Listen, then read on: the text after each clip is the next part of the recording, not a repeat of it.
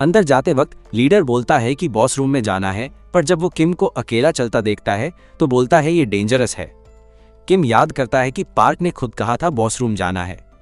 Park confirm करता है पर बोलता है कि सबको साथ में दूसरी तरफ से जाना चाहिए, पर किम जिद करता है कि वो गलत तरफ जा रहे हैं और असली बॉस रूम का दरवाजा दिखाता है। बाकी लोग समझ नहीं पाते किम क्या बोल रहा है। मुनसोयान बोलती है अगर किम आगे नहीं जाना चाहता तो साफ बोल दे, क्योंकि और टाइम वेस्ट नहीं कर सकते और कोई स्लो करने वाला नहीं चाहिए। हान सांगुक बोलता है किम को इग्नोर करो और आगे बढ़ो। जाने से पहले वो किम को कंट्रोल टीम का दिया हुआ मैप दिखाता है और कहता है कि बॉस रूम अपनी आंखों से देख ले। किम जानता है कि क्लियर डंजन का मैप हंटर्स बनाते हैं जो रिलायबल होता है, फिर भी वो बोलता है मैप गलत है और सही डायरेक्शन में चलता है। किम सोचता है कि पहले उसका कंट्रोल टीम से ज्यादा इंटरेक्शन नहीं था और अब उसको लगता है ये लोग अपना काम ठीक से नहीं करते। हान सांगुक किम से बुरी तरह इरिटेट हो जाता है और टीम लीडर पूछता है कि किम को इतना कॉन्फिडेंस कहां से आ रहा है कि वो सही जा रहा है। किम बोलता है ये कॉन्फिडेंस की बात नहीं है। किम बोलता है कि उसको पता है इस डंजन को किसने क्लियर किया था। पार्क को समझ नहीं आता वो क्या बोल रहा है, पर किम के लिए ये मैटर नहीं करता क्योंकि उसको पता है चाहे वो सच बोले ये लोग उस पर भरोसा नहीं करेंगे। तो वो बात बदल देता है और टीम से बस आगे बढ़ने को कहता है। लीडर ही एकमात्र है जो किम पे भरोसा करता है, बाकी सब उस पर शक करते हैं। चलते चलते किम पूछता है कि ये 45 मिनट का टाइम क्यों है। पार्क बताता है कि इतना टाइम है डंजन के बंद होने से पहले। किम ने पहले कभी ये नहीं सुना था क्योंकि उसको बस इतना पता था कि डंजन क्लियर होने के 2 घंटे बाद अपने आप गायब हो जाता है। हंटर्स को इसकी परवाह नहीं होती क्योंकि वो क्लियर करते ही निकल जाते हैं और क्लीनअप टीम थोड़ी देर बाद अंदर आती है। किम पूछता है अगर डंजन गायब ही हो जाता है तो क्लीनिंग की क्या जरूरत। पार्क बोलता है कि क्लियर डंजन गायब नहीं होता, बस डॉर्मेंट हो जाता है और बाद में मॉन्स्टर्स वापस आ जाते हैं। अगर डंजन दोबारा खुले और वहां लाशों का ढेर लगा हो तो ये बड़ी प्रॉब्लम है क्योंकि हंटर्स का लॉस्ट होना आसान हो जाता है और टूटे फूटे मॉन्स्टर्स से निकलने वाली नेचुरल गैस इंसान के लिए सुपर खतरनाक है। अगर लाशें बिखरी हुई हैं तो हंटर्स के मूवमेंट्स रिस्ट्रिक्टेड हो जाते हैं जो डंजन कंप्लीट करने में प्रॉब्लम करता है। मतलब पार्क कहता है जेनेटर्स का काम हंटर्स को शांति से डंजन क्लियर करने में मदद करना है। वो बोलता है उसको अपने काम पे गर्व है क्योंकि जेनेटर्स के बिना हंटर्स नहीं होते, पर किम के दिमाग में ये सब बकवास लगता है। पार्क बोलता है क्लीनिंग के अलावा कभी कभी वो हंटर्स को भी रेस्क्यू करते हैं क्योंकि उनकी जिम्मेदारी है कोई इन्फॉर्मेशन छोड़ना नहीं। किम सोचता है उसने कभी सुना नहीं कि कोई जेनेटर हंटर को रेस्क्यू करे, पर वो मान लेता है कि क्लीनिंग का काम उतना बेकार नहीं जितना उसने सोचा था। थोड़ी देर चलने के बाद वो एक गेट तक पहुंचते हैं और हान सांगुक बोलता है कि मैप के हिसाब से ये बॉस रूम है, पर जैसे ही वो दरवाजा खोलता है एक खाली चैम्बर मिलता है और वो गलत होने पे चुप हो जाता है। किम बोलता है उसने पहले ही वार्न किया था, जिससे हान सांगुक और कंफ्यूज हो जाता है। वो लीडर से पूछते हैं अब क्या करना है। पार्क पूछता है कितना टाइम बचा है। हान सांगुक बोलता है 22 मिनट हैं। लीडर बोलता है ये काफी है और सब आगे बढ़ने को एग्री करते हैं। किम पूछता है तुम लोग सीरियस हो। लीडर बोलता है हाँ, क्योंकि उनका काम है डंजन को टाइम में क्लीन करना। किम बोलता है डंजन के दोबारा अपीयर होने में 1 हफ्ते से लेके 1 साल तक लग सकता है, अगर यहाँ फंस गए तो सरवाइव नहीं करेंगे, पर लीडर को ये डर नहीं लगता। किम बोलता है ये लोग पागल हैं, जेनेटोरियल काम के लिए जान रिस्क कर रहे हैं। पार्क बोलता है हमेशा से ऐसा ही होता है और आगे भी होगा। हान सांगुक कहता है अगर किम जाना चाहता है तो जा सकता है, उससे कोई उम्मीद भी नहीं थी। वो बोलता है ये किम का पहला दिन है डंजन में और उसके लिए क्लीनिंग का मतलब कुछ नहीं। मून सो यान भी किम को नफरत भरी नजरों से देखती है और किम अकेला रह जाता है, समझ नहीं आता क्या करे।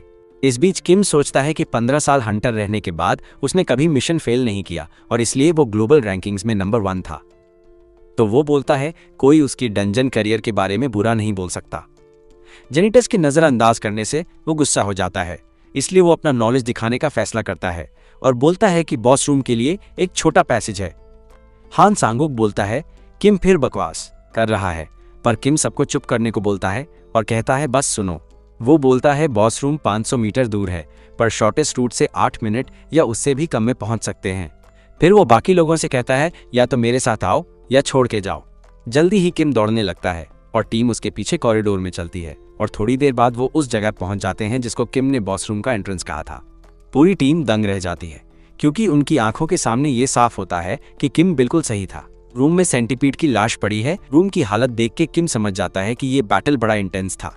अगर 20 लोगों की टीम थी तो शायद 5-6 लोग मरे होंगे, पर उन्होंने फिर भी की पॉइंट ढूंढ लिया। माइनस इस मॉन्स्टर की कमजोरी, उसके फोरहेड पे एक होलो स्पॉट है जो उसकी बड़ी सी चिन के ठीक ऊपर है। हान सांगुक बोलता है कि टाइम कम है, अभी शुरू करना चाहिए, पर किम उसको रोक देता है, जिससे हान कंफ्यूज हो जाता है। तभी वो सेंटीपीड जो मरा हुआ लग रहा था उठ खड़ा होता है और क्लीनिंग टीम पे अटैक करने वाला होता है। सब डर जाते हैं क्योंकि मॉन्स्टर के अभी जिंदा होने की उम्मीद नहीं थी। किम के दिमाग में बस ये आता है कि इससे उसका काम और मुश्किल हो गया।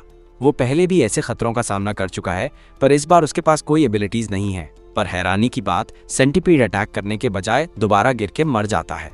किम समझ जाता है ये बस उसकी आखिरी सांस थी और वो ऑपरेशंस टीम को ब्लेम करता है कि उन्होंने ठीक से चेक नहीं किया। हुई जांग बोलता है ये किम का पहला बॉस मॉन्स्टर होगा, तो उसको पीछे हटने को कहता है। वो बोलता है किम डर के फ्रीज हो गया, पर अब सब ठीक है और काम बाकी लोगों पे छोड़ दे। किम को अंडर एस्टिमेट करना बुरा लगता है, तो वो इम जांग के हाथ से नाइफ छीन लेता है और बोलता है कि वो खुद काम करेगा।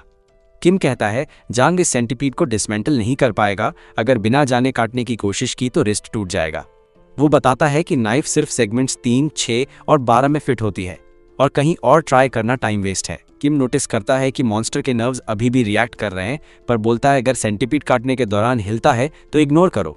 किम का ये डिटेल्ड नॉलेज सबको दंग कर देता है, जब तक वो पूछता नहीं कि वो बस खड़े रहेंगे या मदद करेंगे। किम सब डिटेल्स देता है, पर प्रोसीजर के बारे में बड़ा स्ट्रिक्ट है। हान सांगुक सोचता है किम को इतना पता होगा क्योंकि लीडर ने उसको कंट्रोल फाइल दी होगी, पर पार्क बोलता है उसने कुछ नहीं दिया। हान सांगुक बोलता है बिना फाइल्स के इतना नॉलेज पॉसिबल नहीं, पर पार्क कहता है ये इन्फो फाइल्स में भी नहीं है, किम ने ये कहीं और से सीखा। हान सांगुक पूछता है कि उसको इतना कैसे पता, पर पार्क के पास जवाब नहीं। इस बीच किम की क्लीनिंग ऑब्सेशन वाली पैसिव स्किल एक्टिवेट हो जाती है। इसके साथ किम बड़े जोश से काम करता है और टीम की मदद से सेंटीपीड को डिसमेंटल कर देता है। फिर किम को अजीब सी सेटिस्फैक्शन मिलती है, पर वो सोचता है ऐसा क्यों। खैर, लीडर किम के परफॉर्मेंस की तारीफ करता है, जिससे हान सांगुक जल के राख हो जाता है। मुनसो यान बोलती है किम ने न सिर्फ मदद की बल्कि ऑलमोस्ट सब कुछ खुद किया, पर किम सोचता है इतना हंगामा करने की जरूरत नहीं, उसने बस अपना काम किया। लीडर बोलता है अब पैकअप का टाइम है क्योंकि सिर्फ 5 मिनट बचे हैं डंजन बंद होने में, जो बाहर निकलने के लिए काफी है। तो वो एग्जिट की तरफ चलते हैं और पार्क बोलता है सब किम की वजह से एक्सपेक्टेड से ज्यादा स्मूथ गया। तभी किम नोटिस करता है एक ट्रैश बैग फट गया है और खून उसके पैर पे लग गया। पार्क पूछता है क्या सच में उसने इस पे पैर रख दिया जबकि कहा गया था केयरफुल रहने को, पर किम बोलता है ये कुछ नहीं है और सबको पीछे हटने को कहता है। किम जानता है ये खून ग्लू जैसा चिपचिपा है और एक एक्सपीरियंस्ड हंटर भी बेध्यानी में फंस सकता है, पर यह खून हीट के अगेंस्ट वीक है, तो वो सोचता है अपनी फायर एबिलिटी से इसको आसानी से मेल्ट कर सकता है। पर जैसे ही किम अपनी स्किल यूज करने की कोशिश करता है, सिस्टम उसको याद दिलाता है कि उसकी सारी पुरानी पावर्स अभी लॉक हैं और किम बिल्कुल कंफ्यूज हो जाता है कि अब क्या करे। पार्क तब बाकी लोगों को बोलता है एक रस्सी लाओ, किम को खींच के निकालने की कोशिश करेंगे। तो वो किम को रस्सी से बांध देते हैं और सब मिलकर खींचते हैं। फिर भी किम 1 इंच भी नहीं हिलता क्योंकि वो खून उसके पैर से सच में चिपक गया है। वो जल्दी करने की कोशिश करते हैं क्योंकि डंजन बंद होने में 1 मिनट से भी कम टाइम बचा है। जब ये काम नहीं करता, पार्क किम से बोलता है कपड़े उतार दो, पर मुनसो यान याद दिलाती है कि गैस लेवल बहुत हाई है और ये खतरनाक हो सकता है। पार्क फिर भी बोलता है अगर किम ने कपड़े नहीं उतारे तो सब यहीं फंस जाएंगे। किम सोचता है ये क्यों बोला, जबकि सिर्फ वो ही फंसा है, बाकी सब क्यों फंसेंगे। वो सोचता है कि छिपकली भी अपनी पूंछ काट देती है सरवाइव करने के लिए, तो यहाँ टीम को उसको छोड़ देना चाहिए। क्या ये लोग छिपकली से भी कम स्मार्ट हैं? इतने में लीडर बोलता है ये काम नहीं कर रहा और सबको बोलता है कि निकल जाओ, क्योंकि जो सरवाइव कर सकते हैं उनको मरना नहीं चाहिए। टीम उसको छोड़ना नहीं चाहती, पर पार्क जिद करता है कि ये ऑर्डर है, जाओ। उनको पता है सिर्फ 10 सेकंड बचे हैं, तो वो लीडर का हुक्म मानते हैं और एग्जिट की तरफ भागते हैं। पार्क किम के पास जाता है और उसके कपड़े उतारने में मदद करता है। दोनों मिलकर थोड़ी जल्दी चलते हैं और इस तरह किम खुद को छुड़ा पाता है। ऑलमोस्ट नंगे पैरों के साथ वो एग्जिट की तरफ दौड़ता है। बाकी लोग पहले निकल जाते हैं और टेंशन में लीडर का वेट करते हैं जब तक सिर्फ 3 सेकंड बचे हैं। पार्क और किम एग्जिट के लिए दौड़ते हैं जैसे टनल के एंड में रोशनी के पीछे भाग रहे हों। और आखिरी सेकंड में जब डंजन बंद होने वाला होता है, पूरी टीम जो सांस रोके थी राहत की सांस लेती है क्योंकि दोनों टाइम पे निकल जाते हैं। सब खुश हैं कि लीडर सेफ है और पार्क को अपनी टीम का सपोर्ट देख के खुशी होती है। किम अभी भी शेकन है, सोचता है कि क्लीनिंग करते वक्त एक ऐसे डंजन में ऑलमोस्ट मर गया जहां मॉन्स्टर्स भी नहीं थे। पार्क किम को उठाने में मदद करता है और बोलता है गैस लेवल एक्सपेक्टेड से कम था तो सब ठीक रहा। वो कहता है पहली बार डंजन में किम ने एक्चुअली काफी अच्छा किया। फिर वो बोलता है ये तो बस दिन का पहला डंजन था, अभी तो शुरुआत है। किम शॉक में पूछता है और कितने डंजन्स बचे हैं? पार्क बोलता है